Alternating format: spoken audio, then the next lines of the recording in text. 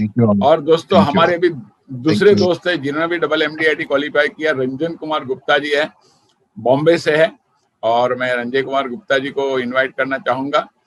दोस्तों बहुत हमारे भी, हम लोग जब कोर्सेज चलाते हैं, हमारे भी कुछ कंसेप्ट एकदम जब आप यूज करते हो तो एकदम फ्रेश हो जाता है। आज मुझे भी बहुत अच्छा लग रहा है आप लोग का इंटरव्यू लेते हुए।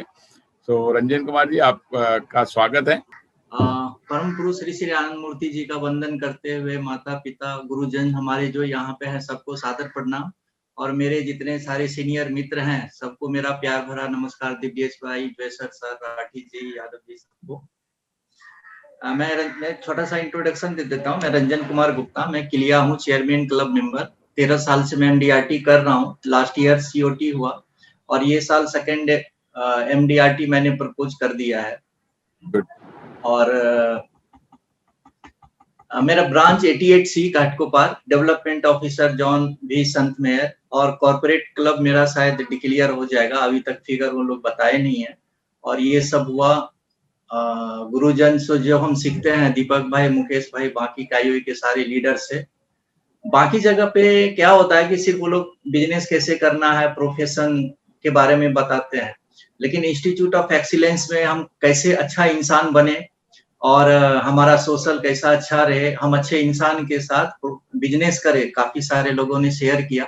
तो मुझे बहुत अच्छा लगता है कि जब मैं IOE का मीटिंग अटेंड करता हूँ और आप लोग को देखता हूँ, और खास करके कोरोना के टाइम में मैं काफी डिस्टर्ब हो जाता हूँ दीपक भाई, तो मैं आप लोग से बात करता हूँ जब आप लोग फ्री होते हो, या दिव्येश भाई हैं, जयसर सर हैं, इन लोगों से बात करके फिर अच्छा लगता है।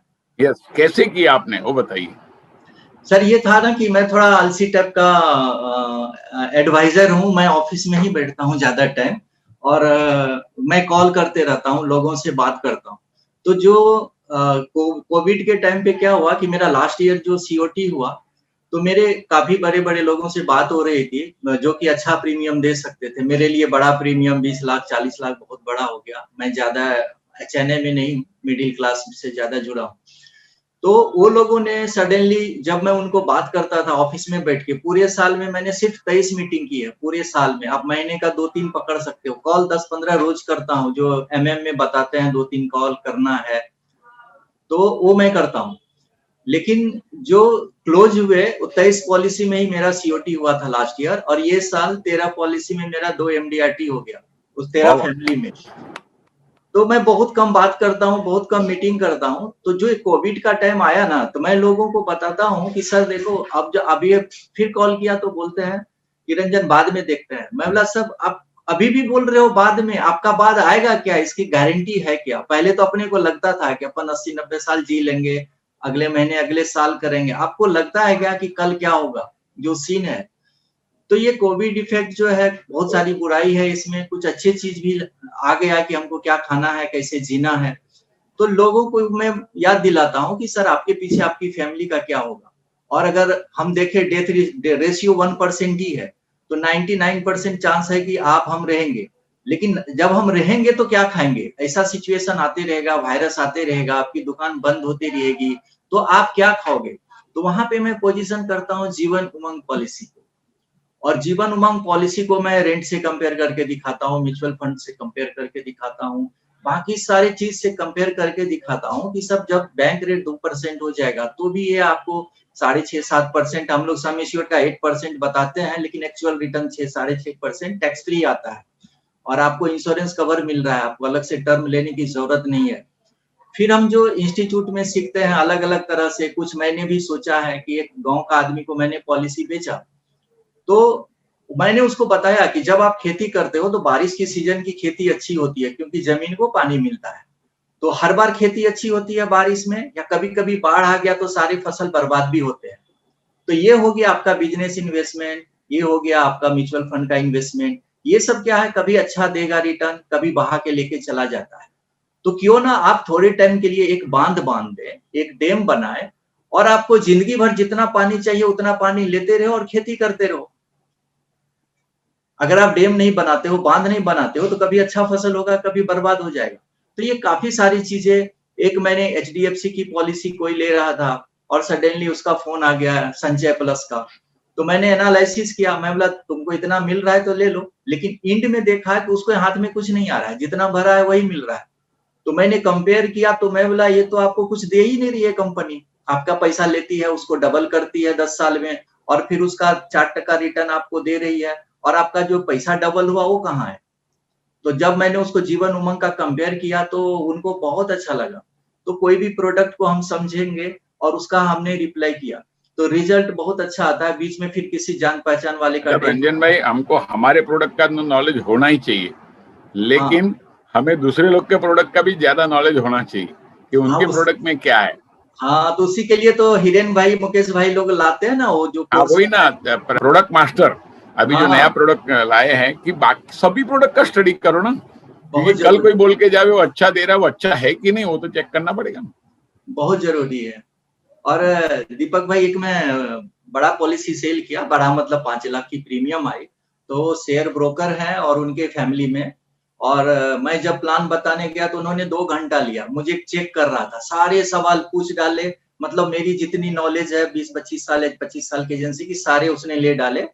और बाद में बोलता है कि आपका ये इतना भरते हो, मैं तो 1 करोड़ भर देता हूँ और आप हमको फिर इतना देते हो, इतने साल के बाद इतना देते हो। मैं बोला सर आप प्रोडक्ट को मिसमैच कर रहे हो, आप एप्पल टू एप्पल कंपेयर करो, बनाना से कंपेयर मत करो। आप 1 करोड़ एक साथ नहीं दे रहे हो, आप 1 करोड़ हमको 20 साल के बाद दे रहे हो। अगर आप 1 करोड़ हमको अभी दे दो तो हम दूसरा प्रोडक्ट आपको बताते हैं कि उसको हम कैसे करेंगे और वो इससे डबल रिटर्न देगा, इससे डबल ज्यादा देगा। तो बोला कि नहीं, अगर मैं रिलायंस का शेयर लेता था 25 साल पहले तो मुझे इतना पैसा हो जाता था, आपका तो उसके हिसाब से 10 गुना कम है। मैं बोला सर एक रिलायंस का आपको नाम याद है और 99 कंपनी डूब गई, उसका नाम भी तो गिनो। आप 25 साल पहले रिलायंस लेते तो इतना हो जाता, आप आज के डेट में शेयर का नाम बताओ और आप मुझे 8% गारंटेड दे दो 25 साल का, मैं भी पैसा डालता हूँ, कितने का शेयर खरीदवाना है खरीदवा लो, मेरे को 8% दो। लेकिन मैं जीवन उमंग में आपको 100 साल तक की गारंटी दे सकता हूँ, बॉन्ड पेपर पे लिख के। आप ऐसा लिख के दो आज के दिन में, 25 साल की बात छोड़ो, आज कौन सा शेयर मैं खरीदूं जो 8% देगा हमको 100 साल तक। मुझे 25-50% नहीं चाहिए। तो काफी सारी डिटेल हुई, अपने पास टाइम कम है, तो उसने मुझे लगभग 5-5.5 लाख का प्रीमियम दिया। अभी एक टर्म प्लान और मैं उनको दे रहा हूँ और मैं ट्राई कर रहा हूँ टर्म के साथ रिटर्न ऑफ प्रीमियम का कॉन्सेप्ट दूं, क्योंकि सिर्फ टर्म प्लान देके मैं छोड़ूंगा नहीं। तो ये बहुत अच्छा डेम की स्टोरी हो गई। एक रेंटल के इस पे मैंने पॉलिसी बेचा था कि जो लोग रियल एस्टेट कर रहे हैं 20-25 साल, दीपक भाई क्या ना अपने को फाइंड आउट करना है ऑब्जेक्शन क्या देते थे लोग पहले, वो सारे ऑब्जेक्शन अभी फेल हो रहे हैं। रियल वो बोलता था मेरे इतने रेंट आ रहे हैं, अभी सारी दुकानें बंद है, रेंट बंद है, लोग गांव चले गए तो घर का रेंट बंद है। तो मैंने पूछा सर कितना रेंट आ रहा है, रेंट बढ़ा है क्या, 10% बढ़ता था, बोल रहे हर साल। अरे क्या बढ़ेगा, वो जो था वो भी नहीं आ रहा है, कोई तो आधा ही दे रहा है, कोई तो बंद करके चला गया, बोलता है भाड़े पे दे डालू, मेरे को नहीं चाहिए। मैं बोला सर LIC ऐसा नहीं बोल रही है, अभी हमने तो इतना तो फिगर आया था 22,000 करोड़, कितना तो हम लोग ने मेच्योरिटी दी है सर ये साल में, वो फिगर मैंने उसको बताया कि LIC सर बिना पूछे पैसा दे रही है, अगर आप थोड़ा पैसा LIC में डालते तो आपका ये टाइम नहीं आता, आप रेंट पे भी रखो, लेकिन रेंट को ही आप थोड़ा डाइवर्ट करो, आप घर से पैसा मत डालो, आप रेंट का पैसा ही इधर यूज करो, सेफ्टी में डालो। तो वहां से कुछ पॉलिसी मेरी सेल हुई है, लेकिन मैंने राठी साहब को सुना, यादव जी को सुना, तो मैं थोड़ा मेरा शेड्यूल चेंज कर रहा हूँ, मुझे आज काफी कुछ सीखने को मिला। और आप लोग को बहुत बहुत धन्यवाद, ये तो मास्टर ब्लास्टर ट्रेनिंग हो गया, ये तो इंटरव्यू नहीं है दीपक भाई। नहीं, रियली मैं भी आज आप लोग को सबको सुना ना, मुझे भी, मैंने पहले ही एडमिट किया कि राठी जी को सुना, अभिजीत जी को सुना, दिवेश भाई को और सबको, MP जोसेफ वगैरह सबको सुना, आप लोग को सुना, एवं राजेश जी को सुना, एक मास्टर ब्लास्टर हो गया है। और सभी लोग तकदीर वाले, हमारे LIC एजेंट में हम सब लीडर लोग ने सोचा कि ऐसा कुछ किया जाए कि माहौल में सबको वापिस एक एनर्जी दिया जाए, और रियली सबको एनर्जी मिल रही है। रंजन जी एक बताइए, आपका पहला MDRT कब हुआ, दूसरा MDRT कब हुआ? सर पहला MD मेरा लास्ट ईयर TOT का प्लान था, लेकिन कुछ प्रीमियम रह गए जो बेंगलोर से आने थे, तो TOT नहीं हुआ तो मैंने उसको स्टॉप किया था। ब्रांच मैनेजर सर ने आइडिया दिया था, DO ने, कि थोड़ा रुक जा, तो वो प्रीमियम हमारा यूज हो गया, कुछ कम पड़ रहा था, तो मैंने वो डाल के फर्स्ट डे में अपना MDRT हो गया था, जो पहले दिन आपने MDRT किया नए साल का? हाँ, डिवीजन में मैं पहला था, सौभाग्य से फर्स्ट टाइम एक अचीवमेंट मिला। और इंडिया में भी कुछ लोग ही थे फर्स्ट डे में। और सेकंड एमडीआरटी हमने डाल दिया है, और वाइफ के कोड में भी हाफ एमडीआरटी हो चुका है। 2 को मैं क्लियर हूं तो वाइफ की भी कोड है। तो ये साल मेरा डबल टीओटी का टारगेट है। और मैं राठी जी का ट्रिपल टीओटी है, मैं उनके लिए काफी प्रे करता हूँ।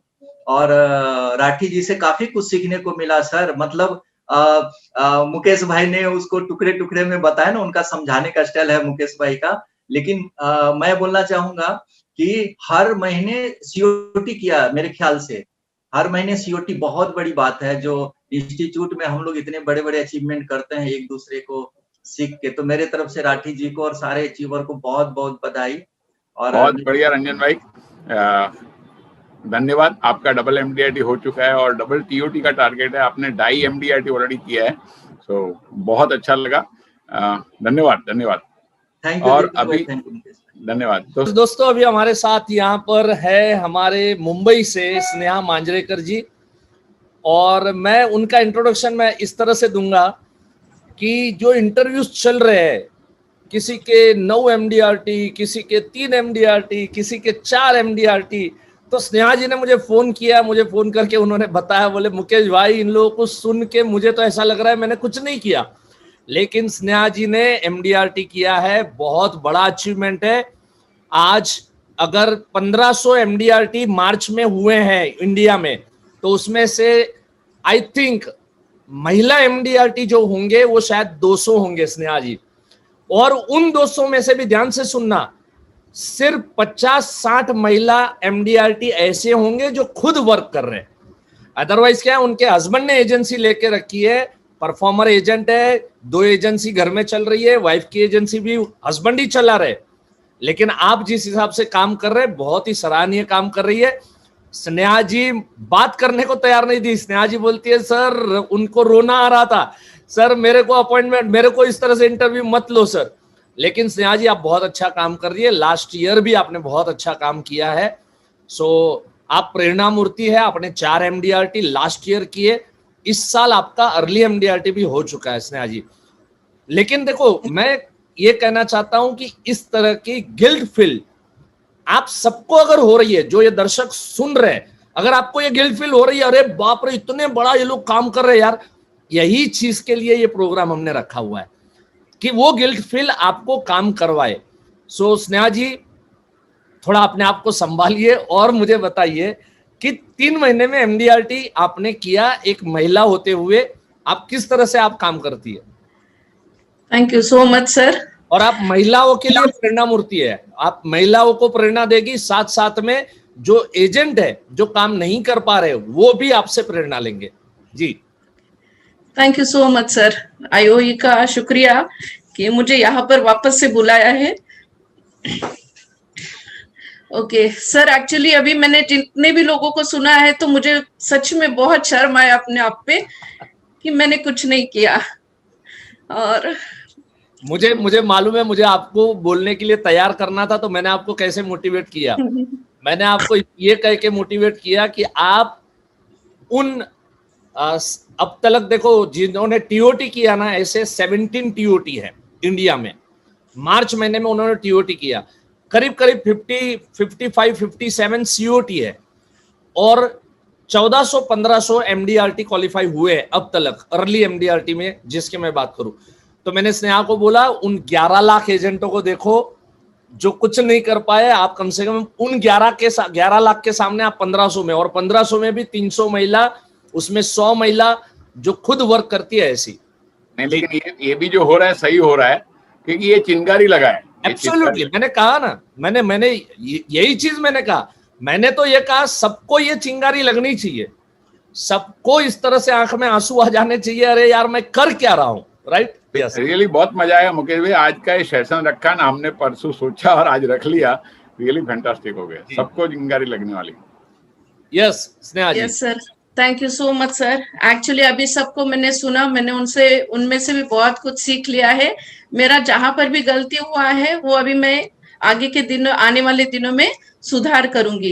एक्चुअली मैंने बहुत बार, मेरा तबीयत का भी इशू था और मुझे अभी वो लगता है कि कुछ ज्यादा ही बहाना हो गया ऐसा, इसके लिए मैंने नहीं किया काम।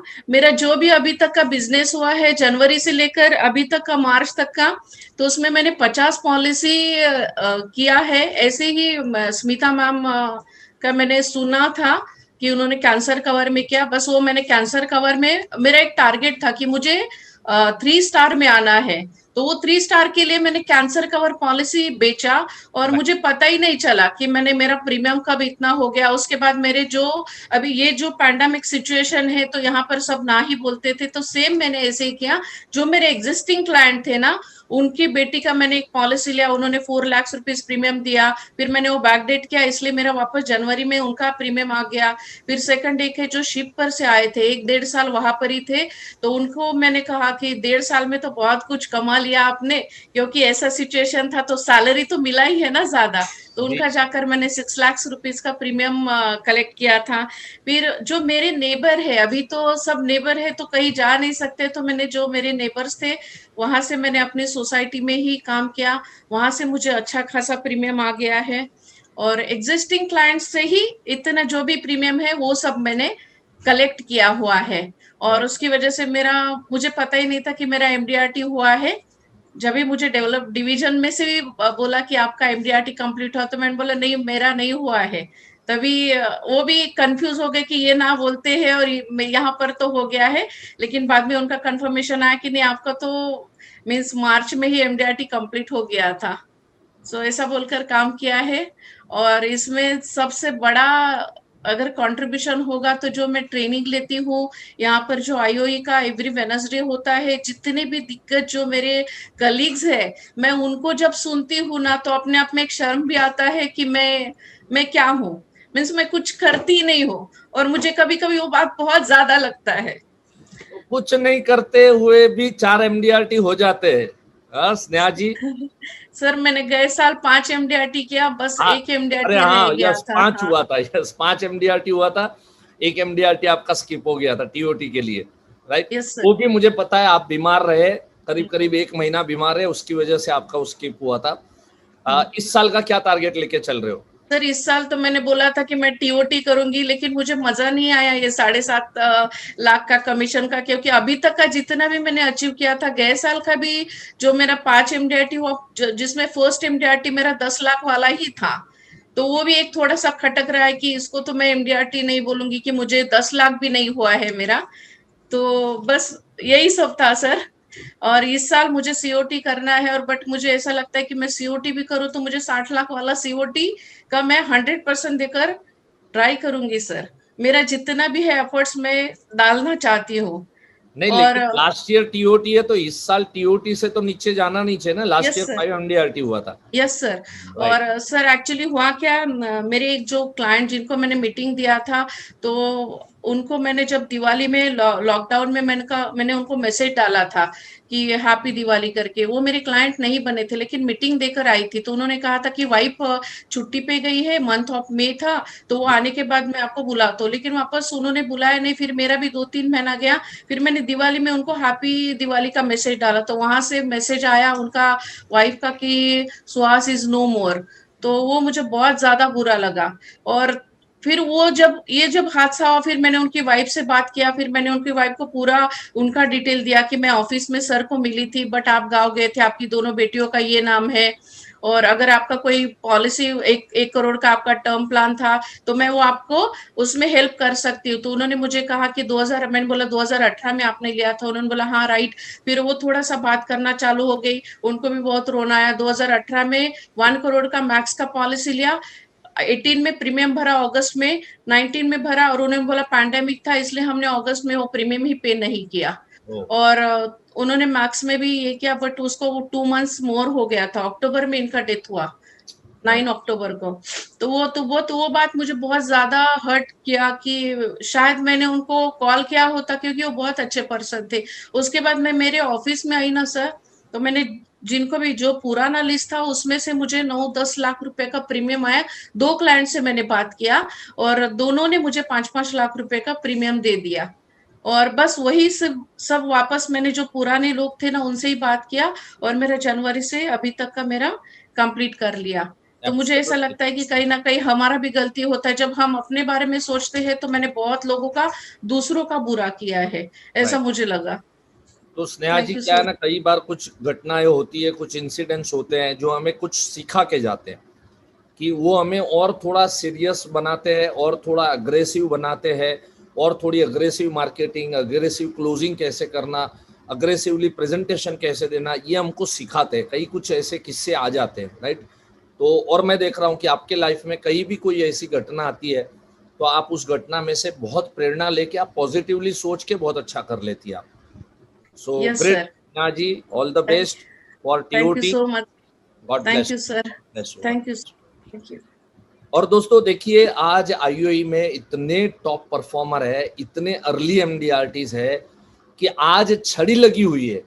अभी तो बहुत अभी पिक्चर अभी बाकी है मेरे दोस्त, और हमें मालूम है आईयूआई के अर्ली एमडीआरटीज इतने हैं कि हमको पार्ट 1, पार्ट 2, पार्ट 3, पार्ट 4 ऐसे करके हमको वीडियोस अपलोड करने पड़ रहे हैं। एक ही साथ में वीडियोस हम अपलोड नहीं कर पा रहे, क्योंकि घंटों घंटों का ये प्रोग्राम है। तो दोस्तों सारे पार्ट आप देख लीजिए, हर पार्ट के अंदर में आपको बहुत अच्छे अच्छे स्पीकर्स आपको सुनने को मिलेंगे जो आपको प्रेरणा देंगे। किसी की एक आइडिया से आपकी लाइफ संवर जाएगी। सो आगे हमारे साथ जो दोस्त है, बहुत ही पावरफुल शेयरिंग यहाँ पे चल रहा है। मैं सच में बहुत इंस्पायर हो रहा हूँ जैसे यहाँ पे शेयरिंग चल रहा है। अभी आपके सामने जो एक नगीना पेश कर रहा हूँ वो महाराष्ट्र से बिलोंग करते हैं, और महाराष्ट्र में जो हमारा बुल्ढाना डिस्ट्रिक्ट आता है उस डिस्ट्रिक्ट में काम करते हैं हमारे नितिन तापड़िया जी है, जिन्होंने 20 एमडीआरटी आज तक किए हैं। और ये साल का फास्टेस्ट एमडीआरटी जो है, फास्ट ट्रैक एमडीआरटी, उनका ऑलरेडी मार्च तक 1.5 एमडीआरटी हुआ है और उनका दूसरा एमडीआरटी भी इंट्रोड्यूस हो चुका है। तो मैं बुलाना चाहूंगा हमारे नितिन भैया को। हमारे डेवलपमेंट ऑफिसर राजेश जी गावली, अपनी आईओए की पूरी team, Deepak sir, Mukesh sir, Hanumant sir, all leaders, जिनका रेगुलर मेरे को आज तक कंटिन्यू सपोर्ट रहा। जैसे पहले लॉकडाउन लगा, लाइफ में पहली बार मालूम पड़ा कि लॉकडाउन क्या चीज होती है, कोरोना क्या है क्या नहीं। ऐसा एक पहले लॉकडाउन में बहुत सा डर था, लेकिन उस वक्त मेरे को अमोल सर का फोन आया था कि नितिन क्या कर रहे हो आप। मैंने बोला सर अभी तो लॉकडाउन है, कहीं जा नहीं सकते, आ नहीं सकते। तो मैं बोला थोड़ा आराम किया 2-3 दिन। तो 3 दिन बाद ही सर का फोन आया था कि बोले आप एक काम करो, रिलेशनशिप में अपन इतने सारे आपके क्लाइंट्स है, कितने क्लाइंट ऐसे हैं जिनको आपने 10 साल से फोन नहीं किया, कितने क्लाइंट ऐसे हैं जिनको आपने 5 साल से फोन नहीं किया, ऐसी लिस्ट निकालो और उनके फैमिली के बारे में सिर्फ बात करो, रिलेशन मेंटेन करो खाली। तो सर मैंने वो 15 दिन में लगभग 258 लोगों से बात किया था, और वो 258 में मैंने एलआईसी का बात न करते हुए सिर्फ उनके फैमिली के बारे में जानकारी ली। तो वो लोगों ने मेरे को इतना बढ़िया ये बोला कि ठीक है। उसमें से 50 लोग खुद होके सामने से बोले कि यार एक बार ये थोड़ा लॉकडाउन खत्म हो दो, अपन इंश्योरेंस के बारे में बात करेंगे। और फिर वहां से मुझे समझ में आया कि अपन घर बैठे बैठे भी इंश्योरेंस कर सकते हैं। सर मैंने अभी लास्ट ईयर जून में मेरा खुद का ऑफिस और मकान का वास्तु शांति किया था। और वास्तु घर के जब मैंने मेरे खुद के नए ऑफिस में गया तो मेरा विजन था कि मैं ऑफिस में बैठे बैठे ही इंश्योरेंस करूं। और ऊपर वाले ने मेरी सुन ली, बोले तो मुझे लिखा कि ये पैनिक सिचुएशन ऐसी बनाई, इसमें जूम मीटिंग करके भी बहुत से लोगों से मैंने इंश्योरेंस लिया। सर दिसंबर में मेरा कपल एमडीआरटी हो गया, मेरा और मिसेस दोनों के एजेंसी में एमडीआरटी हो गया। और जनवरी में ऐसा लगा कि अब शायद आगे की सिचुएशन और टाइट है, तो मालूम नहीं एमडीआरटी होगा नहीं होगा करके। लेकिन एक जनवरी महीने में हमारी एक फर्स्ट एमएम मीटिंग ऑफिस से हमने फिजिकल, मतलब जैसा हम लोग पहले जूम मीटिंग लेते थे, लेकिन मेरी ऑफिस में पहली मीटिंग ली। और वो मीटिंग के अंदर गांधी साहब ने मुझे टारगेट दिया कि आपको 27 लाख रुपए कम से कम लाना है, तो आपका जो है वो गैलेक्सी क्लब आपका कंटिन्यू रहेगा, नहीं तो आपका गैलेक्सी क्लब कंटिन्यू नहीं रह सकता। तो मैं बोला ठीक है सर, 27 लाख रुपए लाना है तो मैं मेरा काम करते गया, लेकिन मेरे को आउटपुट होना वैसे नहीं मिल रहा था। और 25 फरवरी को सर मुझे कोरोना डिटेक्ट हुआ। 25 फरवरी से लेकर 10 मार्च तक मैं मतलब एडमिट भी हुआ था, और बीच में 5-6 दिन एडमिट भी गए मेरे। और एडमिट होने के बाद में मेरे मन में एक डर जो था कोरोना का, वो डर निकल गया। और वो क्वारंटाइन सिचुएशन में मुझे समझ में आया कि अपन क्या कर सकते हैं। मैंने बैठ के बहुत अच्छे से प्लानिंग किया। और वो टाइम में भी मैंने लोगों से कांटेक्ट बनाया रखा, फोन पे बातचीत, क्योंकि मेरे को दिन भर काम कुछ नहीं था, एक रूम में बंद रहना था। वहां पे जो हॉस्पिटल में 5-6 दिन था तो मेडिसिन चलती रहती थी, लेकिन काम कुछ नहीं था। तो मैं कंटिन्यू फोन पे बात कर, कंटिन्यू कस्टमर से चलते रहा। फिर ऑफिस में मैं फोन पे हैंडल करता था। ऑफिस से बाहर आने के बाद फिर मैंने देखा कि चलो अपन 11 तारीख से मैं थोड़ा थोड़ा वीकनेस वगैरह था, तो 15 तारीख तक मैं ऑफिस में ही बैठा, लेकिन 15 से फिर मैं बाहर निकलना शुरू किया। और सर लगभग मैंने मार्च महीने में 32 लाख का प्रीमियम लाया पूरा पूरा। और ये 32 लाख के प्रीमियम के अंदर लगभग मेरी 48 पॉलिसीज हुई है। और मेरा मतलब गैलेक्सी का तो हो ही गया, 1.5 MDRT भी हो गया। और आज की कंडीशन में मेरे पास में कुछ प्रीमियम पड़ा हुआ है, लेकिन ब्रांच में अभी कुछ मतलब 5 ही एम्प्लॉय होने की वजह से वहां पे ब्रांच में कुछ काम नहीं हो रहा है, तो मेरा वो पेंडिंग प्रीमियम पड़ा है। और अभी मेरा कंटिन्यूअसली लोगों से टच रहना चालू है। मैं फोन पे डेली 10 से 12 लोगों से बात करता है, LIC के कारण रहो या मत रहो, ऐसी ही जनरल बात भी रहो तो चलेगा, लेकिन उसमें से हम लोगों को लोगों की सिचुएशन समझ में आती है। और मेन चीज है कि कोरोना को डरो मत, उसको मतलब ये क्या बोलते हैं, अंडर एस्टिमेट मत करो, लेकिन डरो भी मत। ये दोनों चीजें करके हम लोग कैसे बाहर निकल सकते हैं, ऐसी हमारी जनरल बात होती है, और उसी में से बिजनेस धीरे धीरे जनरेट होते रहता है। की कंडीशन में हम लोगों को थोड़ा और एक फोकस करना है कि पैसा कहाँ पे है। बहुत सारे डॉक्टर्स लोग हैं, मेडिकल है, फार्मर है, किराना है, डेयरी है, मनी लेंडर है, ये लोगों के पास में पैसा है, तो मैं वो लोगों को थोड़ा ज्यादा फोकस कर रहा हूँ कि यहाँ से मेरे को इमीडिएट पैसा आ सकता है। जो लोगों की शॉप्स वगैरह बंद है, उनसे नॉर्मल वे में बातचीत चालू है, मतलब ऐसा नहीं कि उनको हम लोग अटेंड नहीं कर रहे, उनसे नॉर्मल वे में बातचीत चालू है, लेकिन यहाँ से पैसा आ सकता है तो इनको क्लोज करना चाहिए। बढ़िया बढ़िया, मतलब आप लॉकडाउन हो या ना हो लेकिन आप काम पे लगे हो, ये बहुत अच्छी बात है। ये हम सबको सीखने जैसे कि कोई भी बात हो, पैसे हो ना हो, लेकिन हमको जाके हमारा प्रेजेंटेशन तो देना है कम से कम, राइट। सो और कुछ नितिन जी? अभी हमारा MM का भी कंटिन्यू जूम मीटिंग वगैरह पे होते रहता है, या नहीं तो पर्सनली हमारी बातचीत होती रहती है कि हम लोग कैसे काम करते हैं या कैसे करने को होना, ये सब विषय चलते रहता है। तो उसकी वजह से कमिटमेंट काफी कोर्स का जो मोटिवेशन मिलता है, और उसी की वजह से हम लोग एक और डेली कमिटमेंट का हर वीक में जो कमिटमेंट कोर्स है उसको भी डेली अटेंड होता है, तो उससे भी काफी मोटिवेशन मिलता है। बाकी अपने जो कोर्सेज चल रहे हैं तो उसमें भी मैं बहुत सारे कोर्सेज अटेंड कर चुका हूँ, तो वो भी एक MDRT COT का था, वो भी मैंने अटेंड किया था, तो उससे भी काफी सीखने को मिलता है। बढ़िया बढ़िया, बहुत अच्छा काम कर रहे हो, और ऐसे आपका काम लगातार बढ़ते रहे, ऐसी शुभकामना देता हूँ। फ्रेंड्स नमस्कार, मैं आपके सामने एक ऐसे लेडी को, पावरफुल लेडी को इंट्रोड्यूस करने जा रहा हूं जिनका इस साल का 31 मार्च से पहले फास्ट ट्रैक टू MDRT हो चुका है, और जिनका नाम हमेशा उनके डिवीजन में टॉप लिस्ट में रहता है। तो ऐसे लेडी को, पावरफुल लेडी को इंट्रोड्यूस करूंगा। स्मिता प्रभुदेसाई जी, मैं वेलकम करता हूं आपका, और आपको बताना है कि आपने ये फास्ट ट्रैक MDRT कैसे किया, और आपका इंट्रोडक्शन भी देना है कि क्या क्या अचीवमेंट हुआ है अभी तक। So over to you. Thank you very much.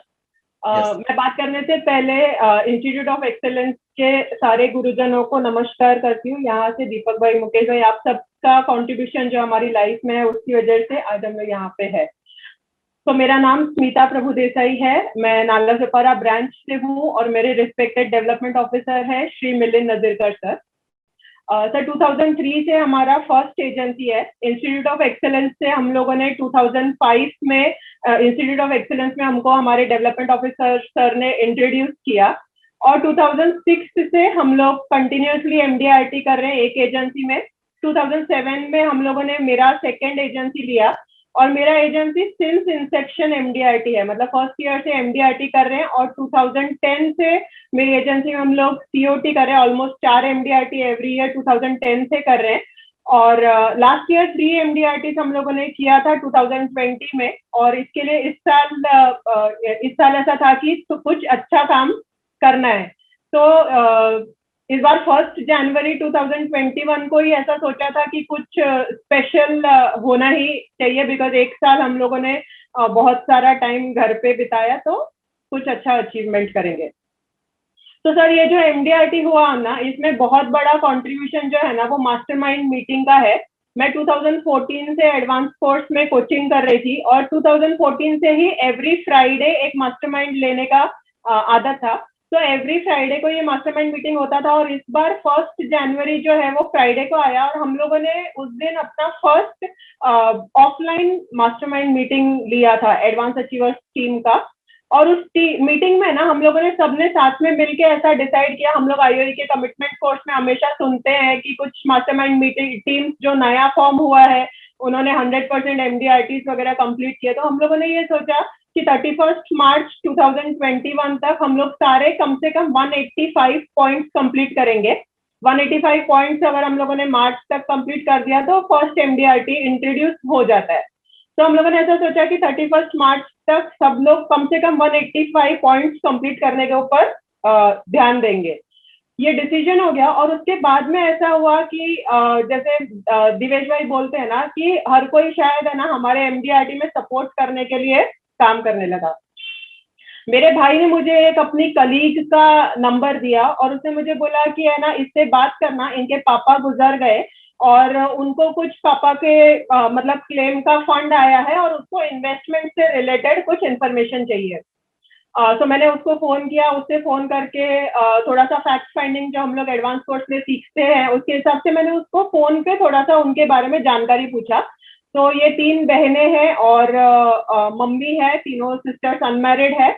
और मैंने उनसे पूछा कि ऑलरेडी आपका जो इंश्योरेंस का पोर्टफोलियो है, इन्वेस्टमेंट का पोर्टफोलियो है, आप वो मेरे साथ में शेयर करो। तो जब भी मैं आपसे मीटिंग करने के लिए आऊंगी उस वक्त मेरे पास में कुछ चीजें होंगी जो हम लोग डिस्कस कर सकते हैं।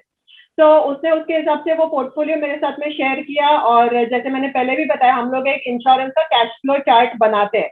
तो मैंने इनका पूरा कैश फ्लो चार्ट रन किया, कैश फ्लो चार्ट रेडी किया और फिर मैंने उससे अपॉइंटमेंट लिया जो फर्स्ट जनवरी का वो अपॉइंटमेंट था।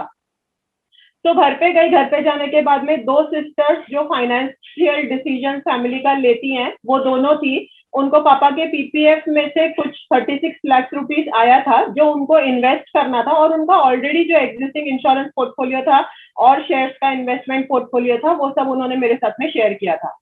वहां पे जाने के बाद में मैंने उनसे डिस्कस किया और उन्होंने मुझे बोला ये जो 36 लाख है हम लोगों को 1 टाइम इन्वेस्ट करना है, अभी तुरंत उसके ऊपर इंटरेस्ट हाथ में आने की जरूरत नहीं है बिकॉज टैक्सेबल इनकम हम सबका है, तो आप कुछ इसके हिसाब से गाइडेंस दो। तो मैंने उनको बाद में वो जो 36 लाख रुपीस था वो तीनों सिस्टर्स के लिए 12 लाख रुपीस सिंगल इन्वेस्टमेंट जीवन शांति में 12 इयर्स के डिफरमेंट के साथ में प्रेजेंटेशन में बना के लेके गई थी कि हम लोग ये 12 इयर्स डिफरमेंट करेंगे तो 12 इयर्स में शायद मतलब उनका रिटायरमेंट एज पास में आ जाएगा। तो मैंने बोला आपको टैक्स से रिलेटेड उतना डिफिकल्टीज नहीं होगा। अब ये डिस्कस करने के बाद में है ना वो 12 लाख के हिसाब से उनको जो इनकम आने वाला था ना वो कुछ है ना 60,000 के करीब आ रहा था।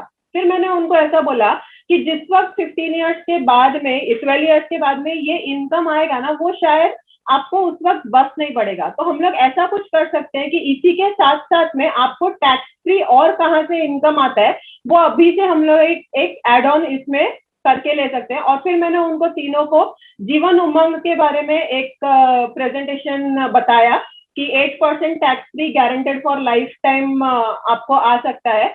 ऐसे करके वो प्रेजेंटेशन दिया और फिर उसमें से मतलब उनकी एक कजिन LIC एजेंट है तो उन्होंने उसमें से 2 सिस्टर्स का जो प्लानिंग है वो मेरे से करवाया और एक का उन्होंने अपने कजिन के थ्रू करवाया।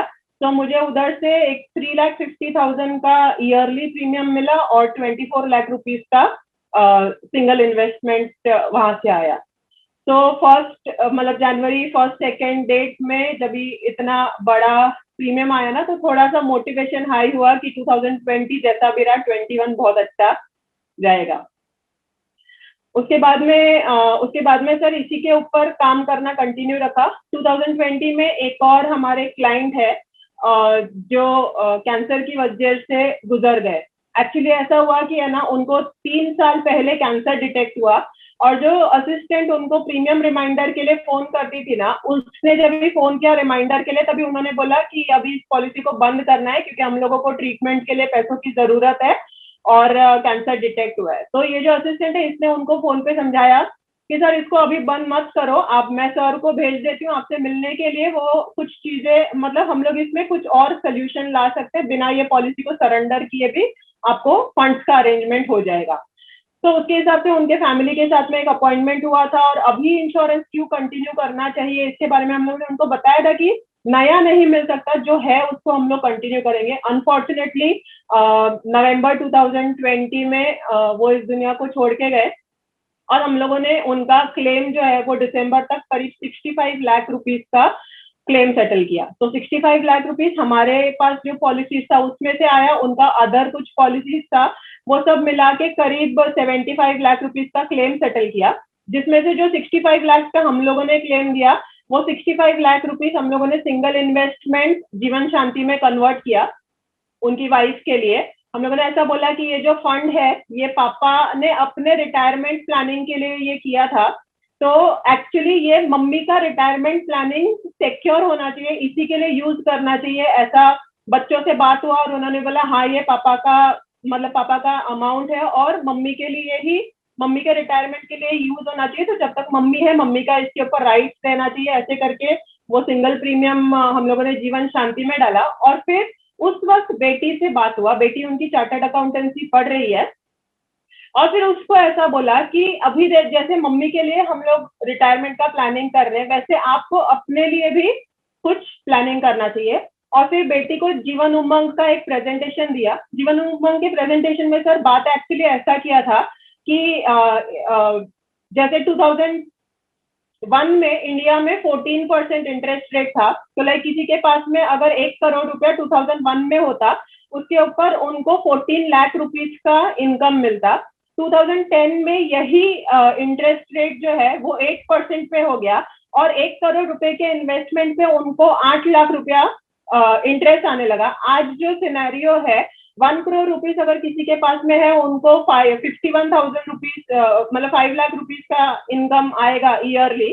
तो हम लोगों ने बेटी को बोला जब भी आप रिटायर होगे उस वक्त आपके पास में 1 करोड़ रुपया अगर होएगा ना तो शायद आपको 1 लाख या 2 लाख का ही उसके ऊपर इनकम आएगा। तो हम लोग ऐसा कुछ आपके लिए आज प्लान कर सकते हैं कि आपको 1 करोड़ रुपीस देने की जरूरत नहीं है, आप 45 लाख रुपीस दो over a period of 15 years दो, लेकिन आपके पास में एक 3 lakh rupees annual income continue रहेगा। ऐसे करके उसके साथ में एक प्रेजेंटेशन डिस्कस किया और उसने भी 3.5 लाख रुपया ईयरली प्रीमियम दे दिया।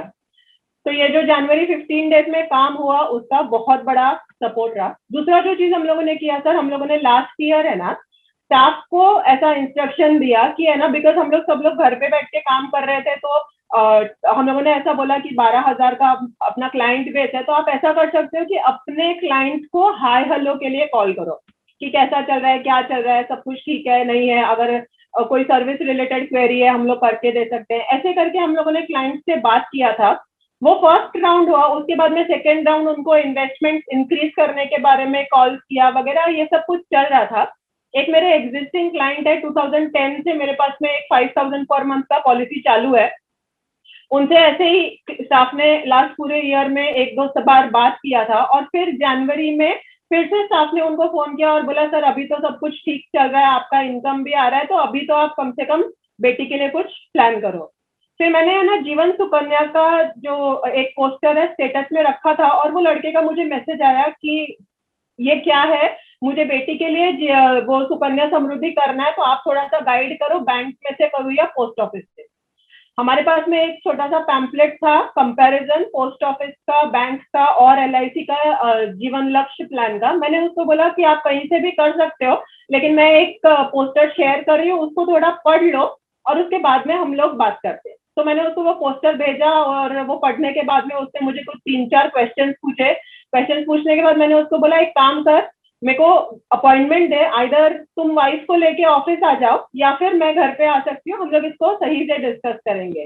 तो वो अपॉइंटमेंट मिल गया उसका और वाइफ का, एक साथ में जाके मैंने प्रेजेंटेशन दिया और कैसे जीवन लक्ष्य बेटर प्लान है चाइल्ड एजुकेशन के लिए, उसका पूरा प्रेजेंटेशन डिस्कस करने के बाद में वो फैमिली में से एक 16,000 पर मंथ का मुझे प्लान आया।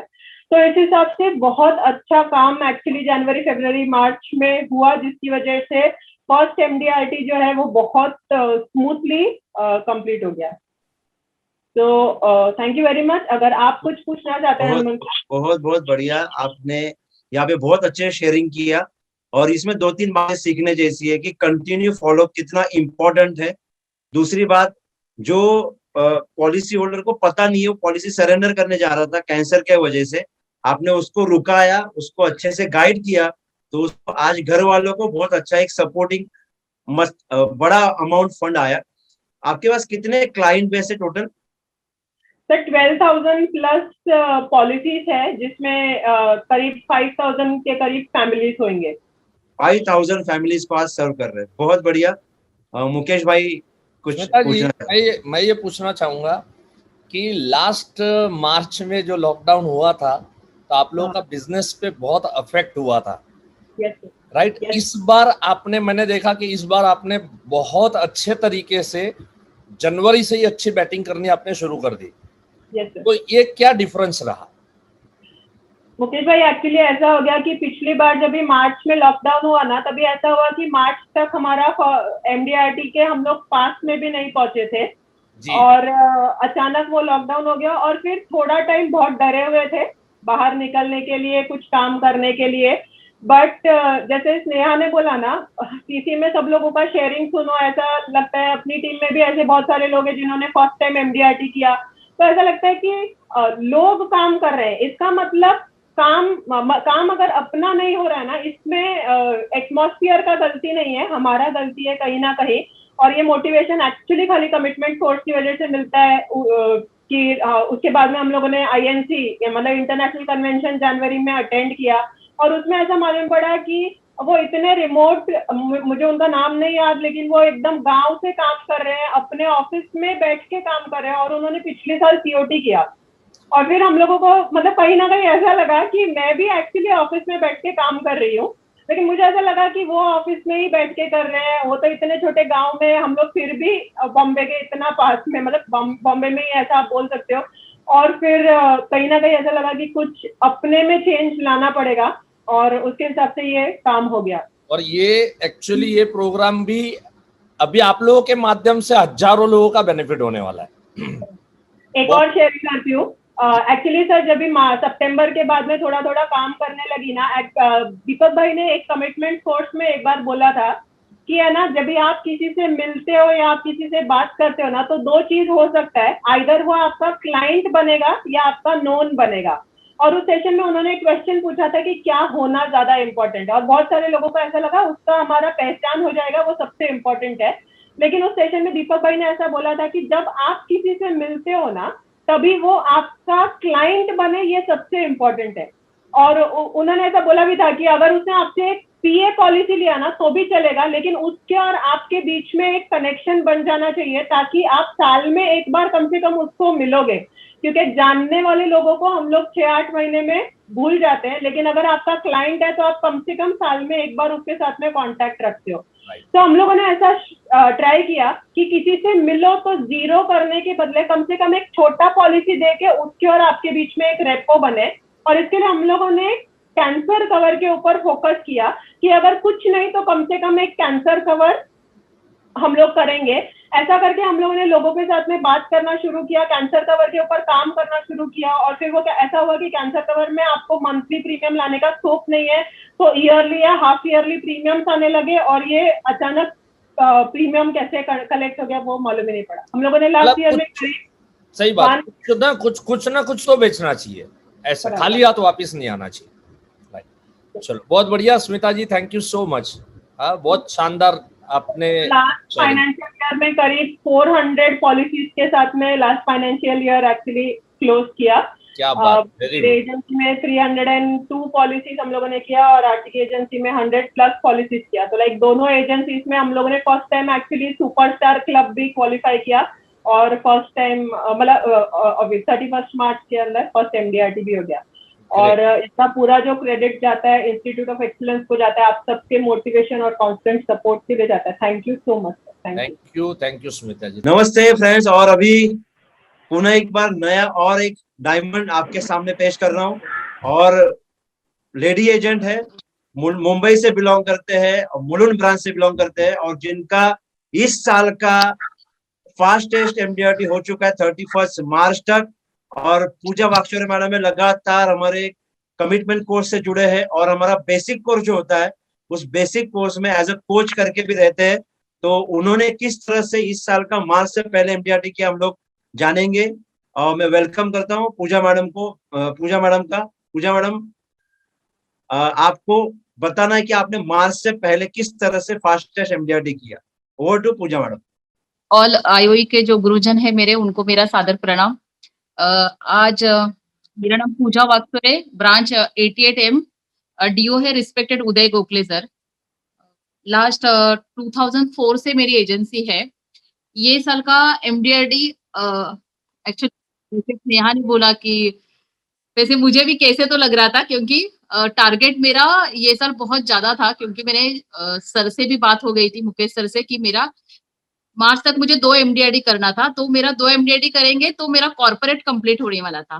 तो लास्ट टाइम भी ऐसे ही हुआ था कि थोड़े लॉकडाउन की वजह से के लिए मेरा कॉर्पोरेट नहीं हुआ था। सेम ऐसे भी ये साल भी ऐसे ही हुआ है कि थोड़े से के लिए मेरा कॉर्पोरेट नहीं हुआ, लेकिन कॉर्पोरेट करते करते मेरा ये साल का अर्ली एमडीआरडी भी हो गया। क्या क्या स्ट्रेटेजी किया आपने, ये आपको शेयर करना है। ओके सर, एक्चुअली ये साल ना कॉर्पोरेट करना है, तो मेरा जो कॉर्पोरेट के लिए प्लानिंग है ना नवंबर से ही चल रहा था। जैसे लॉकडाउन थोड़ा सा ये हो गया, तो हम लोगों ने ये साल, हर साल दिवाली को हम लोग ना गिफ्ट देने के लिए जाते हैं। तो ये साल भी हम लोगों ने क्या किया, किसी ने जिन्होंने बोला कि ठीक है आप आ सकते हो, तो उनके पास हम लोग चले गए और दिवाली गिफ्ट की वजह से हम लोग लोगों से मिले। ये पहले स्ट्रेटेजी हम लोगों ने ली थी नवंबर में। उसके बाद ऐसा कर करके कैसे किया कि हम लोगों ने रेफरेंस के ऊपर काम किया। जैसे फिर ना दिसंबर में क्या हुआ सर कि ना अपना जो मेडिकल का जो ये है ना ये चेंज हो गया, फॉर्मेट चेंज हो गया, कि जैसे कि था पहले 30 लाख तक था, तो 50 लाख हो गया। जो मेडिकल जो ये था ना वो चेंज हो गए। तो उसके ऊपर ना ब्रांच ने ना हम लोग को एक लिस्ट दी थी कि इतने लोग हैं बाबा कि उनका ना आप सम एश्योर्ड बढ़ा सकते हो विदाउट मेडिकल। ठीक है, तो वो लिस्ट ना मेरे हाथ में आ गई दिसंबर में। वो लिस्ट थी 147 लोगों की। तो दिसंबर में से मैंने ना उसी लिस्ट पे काम किया सर, कि जिनका भी मैंने ऐसे काम किया कि मैंने सभी को कॉल किया। जैसे कि ना हम लोग लॉकडाउन में करते थे ना कि मेडिकल की पॉलिसी आपकी 5 लाख की है तो आप टॉपअप 25 लाख का ले सकते हो।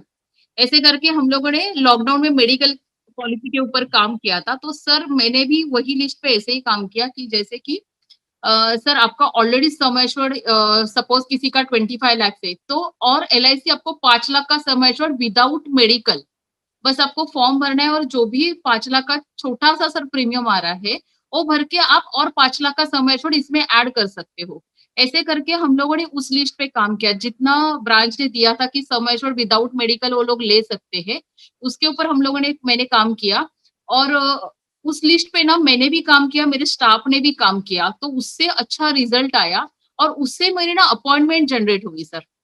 उस वजह से मिस पॉइंट छोटा सा था कि भले 5 लाख के लिए हम लोग जाते हैं किसी के घर पे विदाउट मेडिकल, लेकिन वहां पे जाके हम लोग सपोज अच्छा से समझाते हैं तो वहां पे अच्छा प्रीमियम मिल जाता है। वैसे मेरे कॉल क्लोज हो गए। मैं गई छोटे अमाउंट के लिए, किसी का भी 5 लाख 8 लाख के लिए, लेकिन वहां पे मैंने जाके 1 करोड़ का भी पॉलिसी क्लोज किया। ऐसे करके मैंने क्लोजिंग किया सर। और ये एमडीआरडी को उसका हेल्प हुआ कि मेरे जो ओल्ड कस्टमर थे उनका ही रेफरेंस और वो लिस्ट। सर एक कॉल मैं यहाँ पे शेयर करती हूँ। जी जी जी। हाँ सर ऐसे ही था कि किसी का 5 लाख का ही मीन्स पॉलिसी बढ़ाना था सम एश्योर्ड, तो उनके घर पे गई। वो पहले बॉम्बे में रहते थे। बाद में मेरा कैसा हर साल उनको बर्थडे के लिए विश करना, दिवाली के लिए करना, वैसे चल रहा था और मैं टच में रहती हूँ क्लाइंट के। तो जैसे ही मैं उनके पास गई ये 5 लाख का सम एश्योर्ड बढ़ाने के लिए, तो फिर उनसे बात करते करते उनका पता चला कि उनका जो हाउसिंग लोन था वो ना उन्होंने एलआईसी से लिया हुआ था। ठीक है, 10 साल पहले। और उनका इंटरेस्ट रेट था तभी का 12.5% था, 12% था इंटरेस्ट रेट, जो लोन का इंटरेस्ट रेट था उनका। तो वो बात करते करते हम लोगों ने बताया कि अभी बैंक के इंटरेस्ट रेट बहुत कम हो चुके हैं। वहां पे वो 45,000 का ईएमआई दे रहे थे उनके लोन के लिए सर। तो हम लोगों ने बताया कि नहीं बाबा, कि ये कम हो सकता है आपका, सपोज आप बैंक चेंज करते हैं या हम लोग वहां पे एप्लीकेशन देते हैं कि इंटरेस्ट रेट कम हो जाए। उन्होंने वो प्रोसीजर ही नहीं की थी क्योंकि उनको टाइम ही नहीं था। तो मैंने बोला कि मैं वो प्रोसीजर आपकी कंप्लीट करती हूँ लोन की, जो इंटरेस्ट कम करना है, या आइदर वहां पे नहीं हो रहा है तो किसी अदर बैंक से मैं आपका लोन करवा के देती हूँ।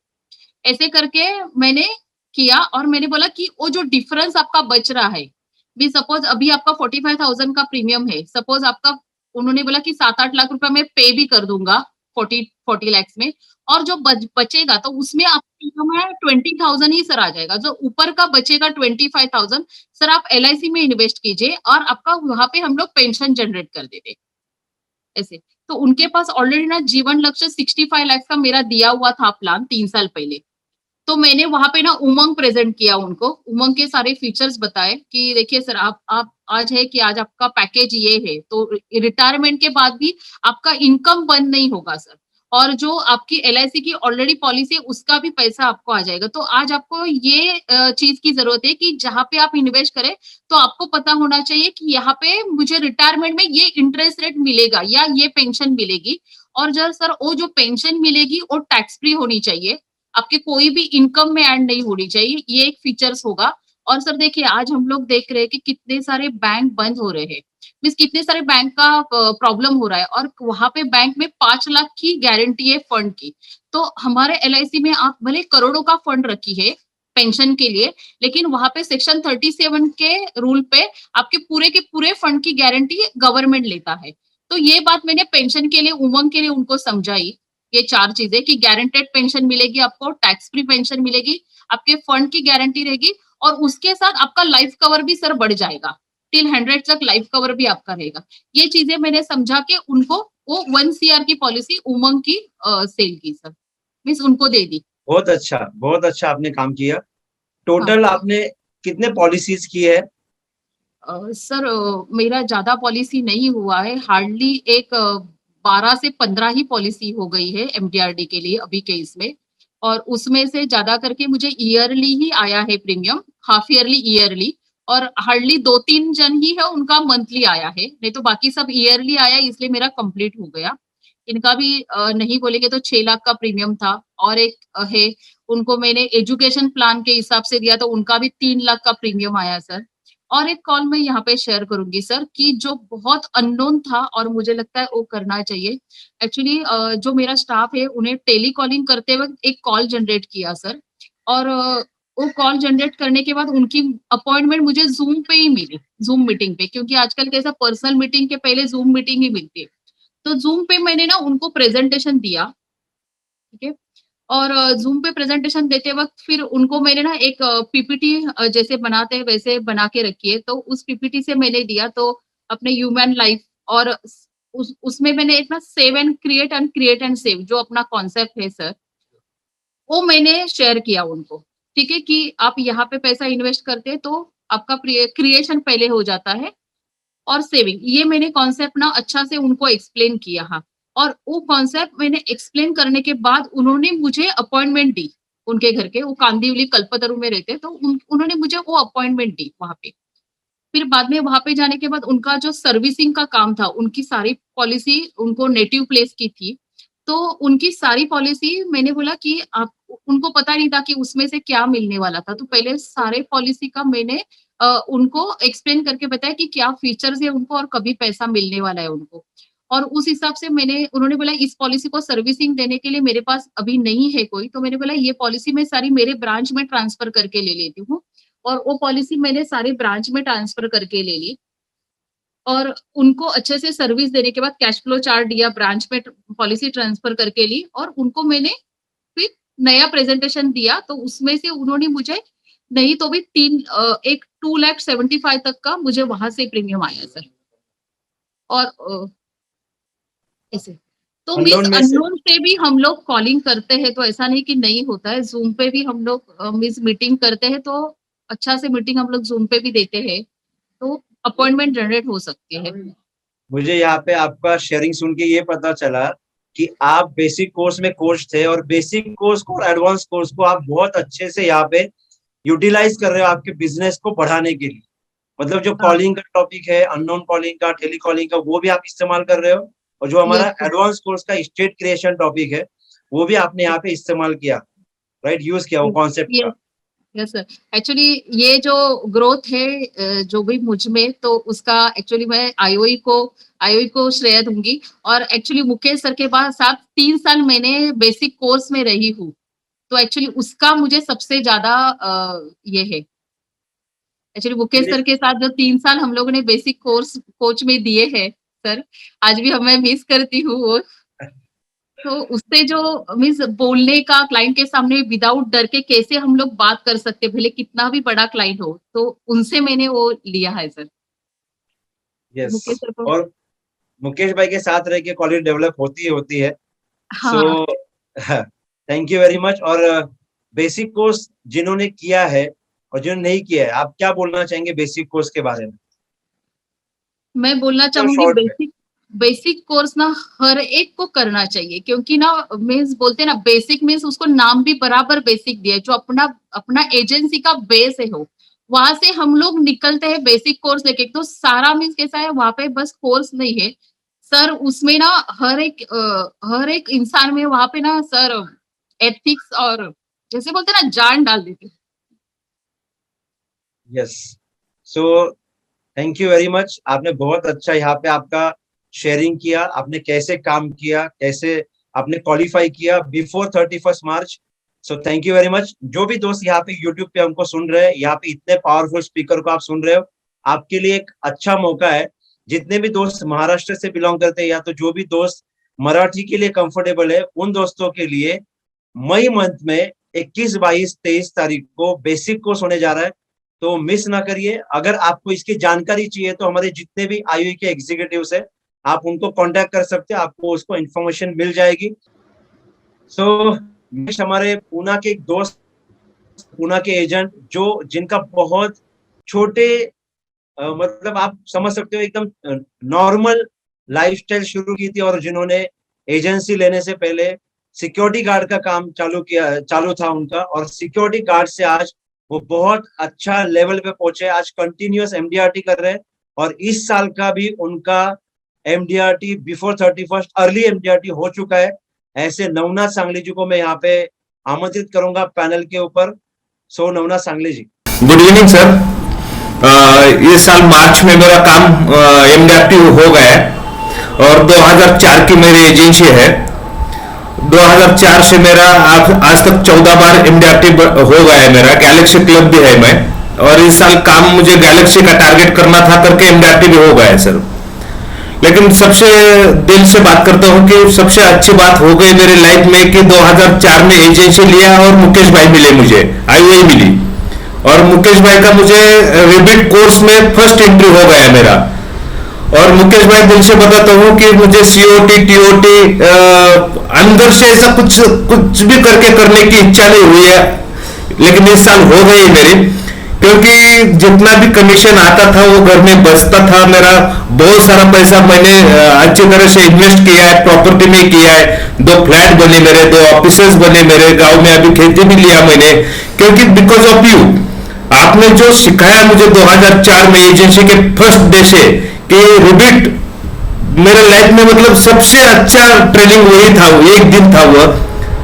मुझे आज भी याद है 4 जुलाई आरोरा टावर, और उस दिन से मेरा पैसा बचाना चालू किया मैंने, इन्वेस्ट करना चालू किया, और आज एज है मेरा 40 ईयर।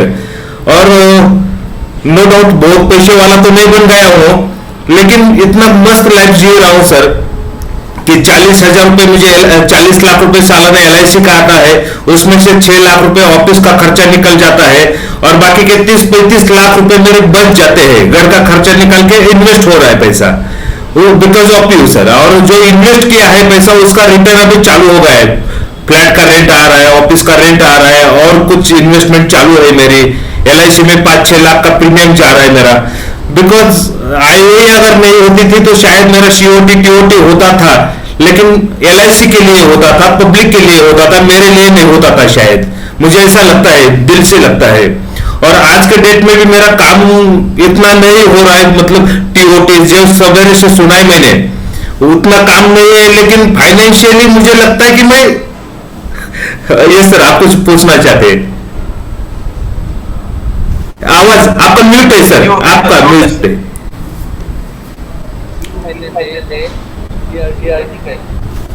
हेलो, 3 महीना हाँ यस सर, उसके ऊपर आ रहा हूँ। Yes sir, yes yes sir. Sir actually हमारा एक मास्टरमाइंड मीटिंग है हमारे ग्रुप का डीओ का, 20 लोग हम एक साथ मिलते हैं और उसमें ऐसा था कि गैलेक्सी क्लब और 2 लोग हैं और मैं, तो मुझे गैलेक्सी क्लब का टारगेट मुझे अचीव करना था और मुझे 5 लाख पेंडिंग था जनवरी में। तो मुझे ऐसा कुछ भी करके मार्च के पहले गैलेक्सी क्लब करना था, तो जनवरी से मैंने काम चालू किया था और रिजल्ट इतना जनवरी में नहीं आया था, तो सो आया था, लेकिन फरवरी में अच्छा रिजल्ट आया और कोरोना यहाँ पे बहुत बढ़ रहा था।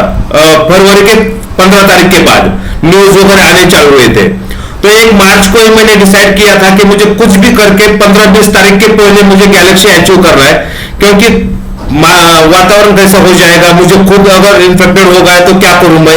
इसलिए मैंने क्या किया कि नो अपॉइंटमेंट कुछ भी नहीं, डायरेक्ट लोगों के घर पे जाना चालू किया मैंने। जितने भी नया कॉल एक भी नहीं किया मैंने, पुराने ही मेरे क्लाइंट है उनके घर पे जाता था और जाते टाइम पे सर मेरे पास डाटा था तो मैं कोटेशन बना के जाता था, 20 लाख 25 लाख का जीवन उमंग का या जीवन लाभ का, 2 ही प्लान को मैंने फोकस किया था और कोटेशन लेके उनके पेपर लेके जाता था, तो लैपटॉप को कोई जरूरत नहीं थी। तो वो उसको ऐसा लगता था कि मेरे लिए स्टडी करके आया है, मेरे लिए कुछ सोच के आया, मेरे बारे में उसने कुछ सोचा है, तो एक्सेप्ट होते थे। और सर 18 केसेस मेरे कंप्लीट हुए और लगभग 12 लाख का प्रीमियम आया मेरा for the month of March, और मेरा गैलेक्सी होके एमडीआरटी भी हुआ और ज्यादा हुआ काम, बहुत अच्छा काम हुआ सर।